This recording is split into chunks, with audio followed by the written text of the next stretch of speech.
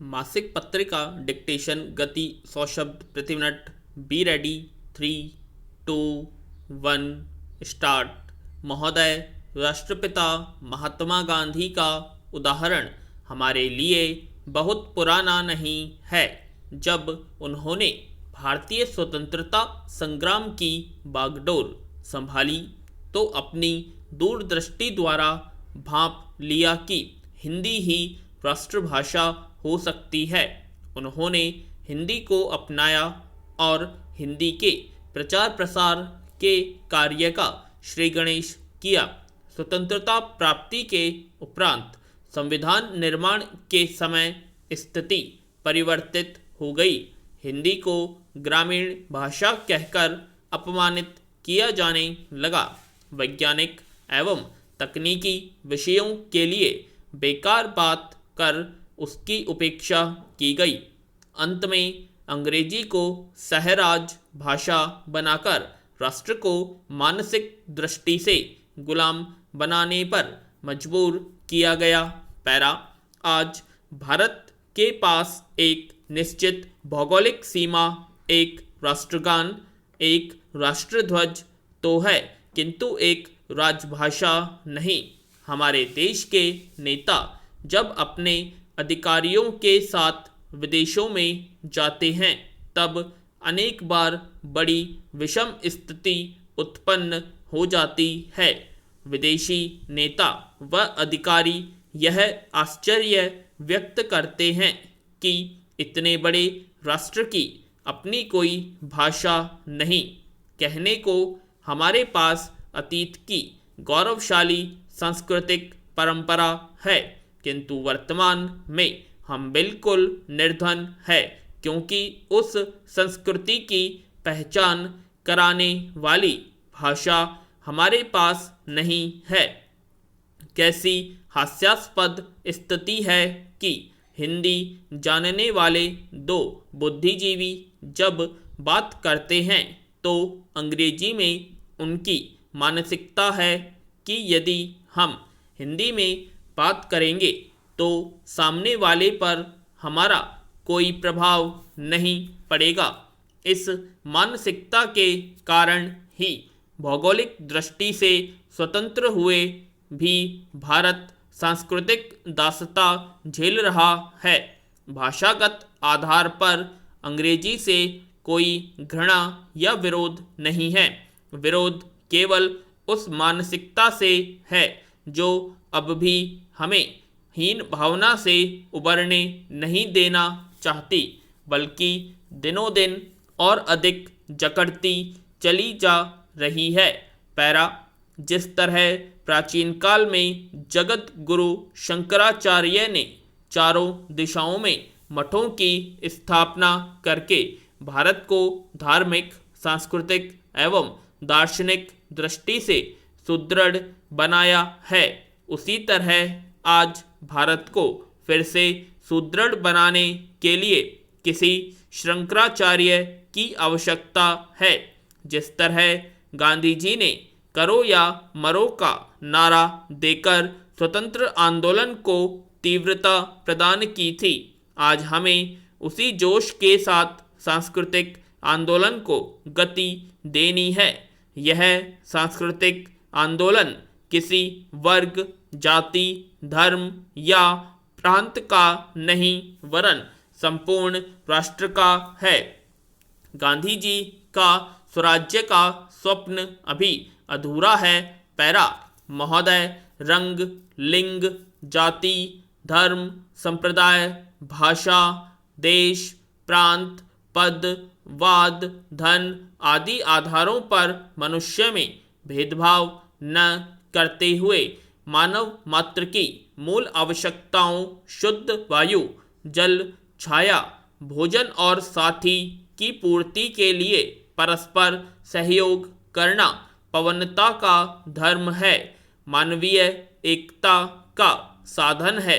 विवेक पर आधारित एक सत्य को स्वीकार करना वस्तुतः मनुष्य की एक जाति है। मानव एक धर्म, मानवता एक संप्रदाय, प्रकृति पूजा एक मूल भाषा, संस्कृत एक वैज्ञानिक लिपि, देवनागरी एक वाद समन्वय, एक मार्ग सदाचार, एक रीति प्रीति, एक पुण्य परोपकार तथा एक राष्ट्र पृथ्वी है। संपूर्ण विश्व में मुक्त व्यापार तथा स्वतंत्र आवागमन वर्तमान में प्रचलित विषमताओं को कम करने का एक सशक्त माध्यम हो सकता है। पैरा, सज्जनों की निष्क्रियता से दृष्टता का संवर्धन होता है, अतः बुद्धिजीवियों से विशेष अपेक्षा है कि वे अपने सद्विचारों के क्रियान्वयन के प्रारंभ का स्वयं ही प्रयास करें।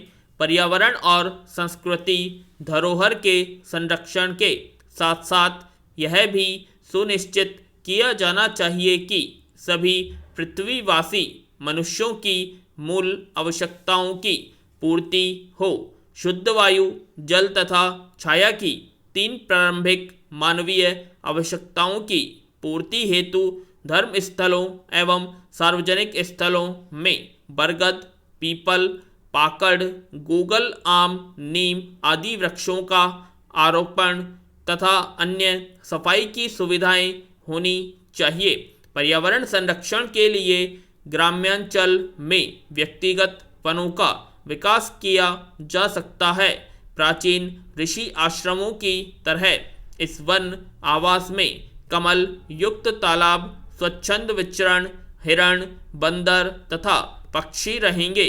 पर्यावरण संतुलन की यह एक प्राकृतिक प्रयोगशाला होगी।